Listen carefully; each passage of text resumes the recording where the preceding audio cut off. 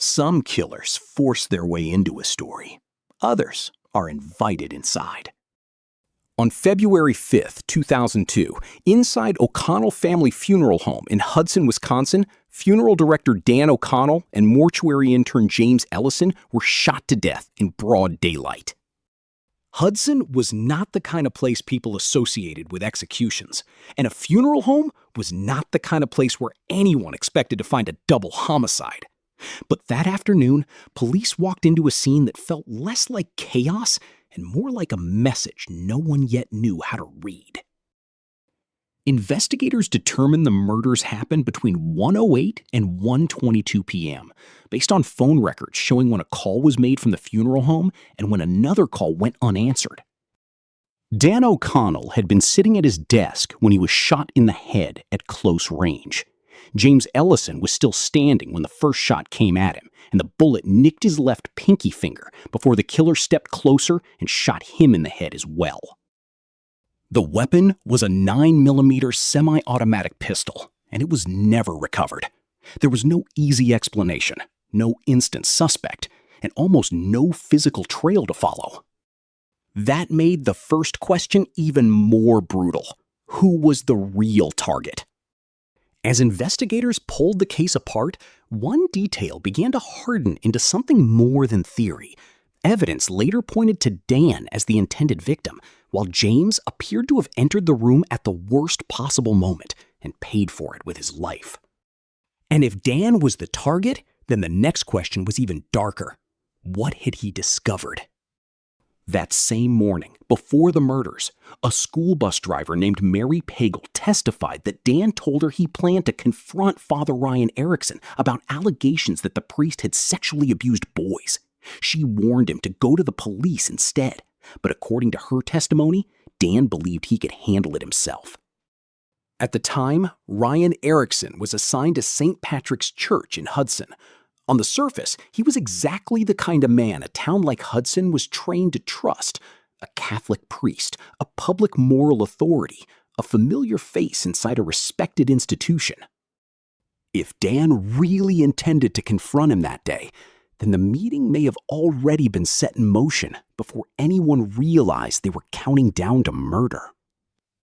According to the case later laid out in court, Erickson entered the funeral home during that narrow window in the early afternoon. Dan was behind his desk, and within seconds, he was dead. James then came into the room, saw what had happened, and became the second victim. It was fast, controlled, and terrifyingly deliberate.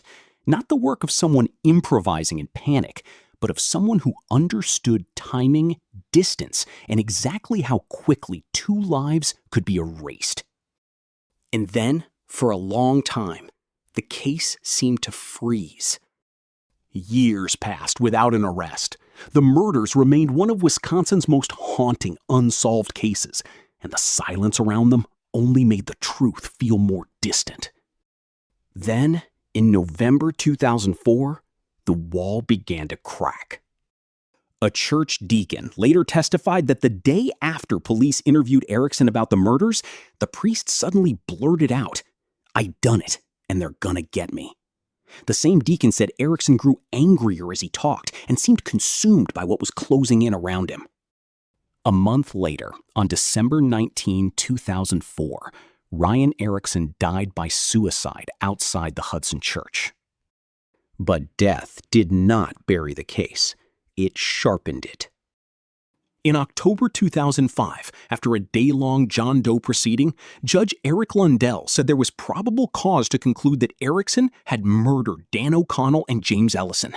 He said that on a scale from 1 to 10, the case against Erickson was a 10. By then, the shape of the motive was chillingly clear. Dan O'Connell had learned enough to become dangerous to a predator hiding behind a collar.